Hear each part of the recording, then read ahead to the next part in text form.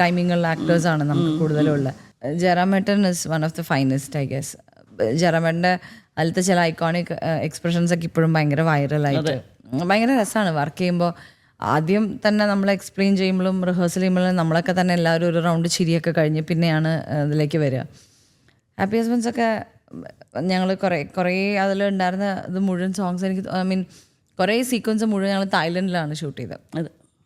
അപ്പോൾ അവിടെ ഭയങ്കര രസമായിരുന്നു. ഞാനും ജയറാമേട്ടനൊക്കെ കൂടെ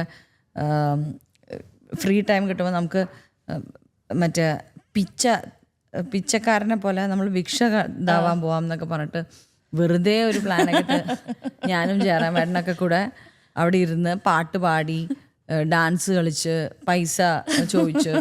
അപ്പോൾ അതായത് അവിടെ ആൾക്കാരോ ആർക്കും നമ്മളൊന്നും അറിയില്ലല്ലോ. അപ്പോൾ ഇപ്പൊ അതൊക്കെ ആലോചിക്കുമ്പോൾ കിട്ടിയായിരുന്നോ? കിട്ടി. ഒരു കാര്യമില്ലാതെ അല്ലെ ഇമാജിൻ ചെയ്യാൻ പറ്റുമെന്ന് ആലോചിച്ച് നോക്കൂ.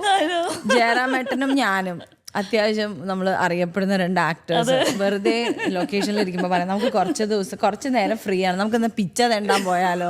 ഒരു ക്രേസി ഐഡിയ വന്നുടനെ ബാക്കി അവിടെയുള്ള ആൾക്കാരൊക്കെ നമുക്ക് ഞാൻ ചാടി എന്നിട്ട് ഓക്കെ എന്ന് പറഞ്ഞാൽ അങ്ങനെ പോകുന്നു.